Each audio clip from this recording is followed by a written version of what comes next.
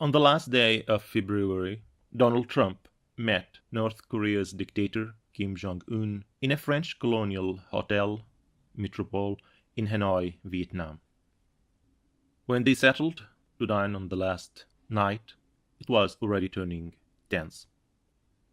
Kim Jong-un was resisting what Trump presented as the grand bargain, and that was North Korea would trade all of its nuclear weapons, materials, and facilities for an end to the American-led sanctions, which are, of course, squeezing its economy. Particularly, 5 sanctions that are in place had been introduced since 2016, when North Korea ramped up its missile testing. An American official, anonymously quoted in the New York Times article, described Trump's proposal as going too big.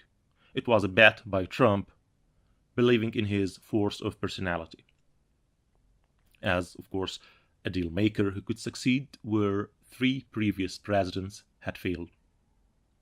But of course, Trump's offer didn't bring to the Koreans anything that the United States hadn't demanded or pushed for before, since the 1990s, more than quarter a century.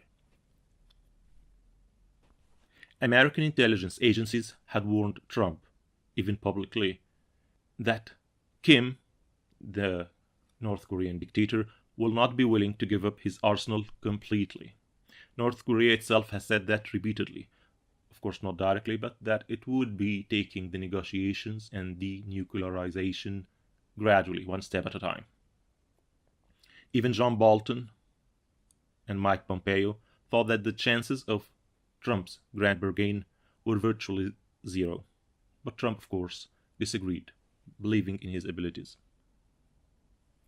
He believed that he had some kind of celebrity power over Kim, showing visitors Kim's beautiful letters, in which it showed that there was some sort of rapport between the two. Even Trump sometimes used to say jokingly that they fell in love. Even the way Trump had approached negotiations with Kim from the start show his belief in his personality power or his star power. He started his relationship with North Korea with threats, misjudgment, and hubris, calling Kim the little rocket man, giving him a tough talk and sanctions. Then abruptly, out of nowhere, in the beginning of last year, Trump shifted sides, taking an opposite tack, overruling his assistants and preferring diplomacy, a stance totally at odds with his previous belligerent talk and approach. But of course, it's not only Trump that miscalculated, it was Kim also.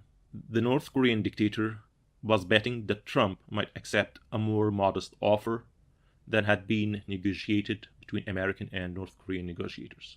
He believed that Trump, with his troubles at home, would like to come out of the negotiations with a victory, that he would accept anything just to be portrayed in the media as the one who has accomplished the feat that 3 previous presidents couldn't accomplish. But this one was quite difficult to pull.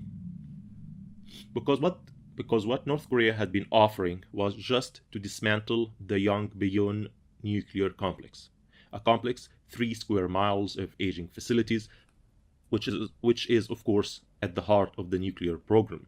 But it's hardly the entirety of the North Korean arsenal of missiles and nuclear materials and facilities. So what they were offering to the Americans is, we will demolish this complex and you remove the American sanctions, especially the 5 sanctions that have been squeezing the North Korean economy since 2012. But of course, the Secretary of State, Pompeo, being the previous CIA director, opposed this deal completely. Trump was told that if he settled for just the Yongbyon complex, he might appear to have been tricked and duped by the young Korean dictator. Even Pompeo said it directly. Kim's offer still left missiles, warheads, and weapons systems. And a senior State Department official argued that sanction relief would even fund the production of more such weapons. So he's having a point here, of course. And Trump couldn't easily dodge this. Even if he wanted to come out with a victory, even his own staff would undermine him. Because with such announcements and such interviews, it would be clear even to the average American that Trump was selling sheep. So what happened in the end? In the Hanoi negotiations, Trump, after dinner, took a brief walk with Kim around the hotel's pool. They shook hands, and next day they cancelled the lunch, the one after which they would have signed the agreement. North Korea's foreign minister held a press conference, which is a rarity in North Korean politics, and said that this kind of opportunity, that means holding a summit with the Americans, may never come again. He even downplayed their underhandedness, saying they didn't imagine that all the sanctions would be removed, as Trump is claiming. They just wanted a part of the sanctions to be removed. And of course, by that they mean the 5 sanctions since 2016 that have been paralyzing the North Korean economy. What happened next? We'll see. The two sides said they will go on negotiations, but hopes are not as ramped up as before.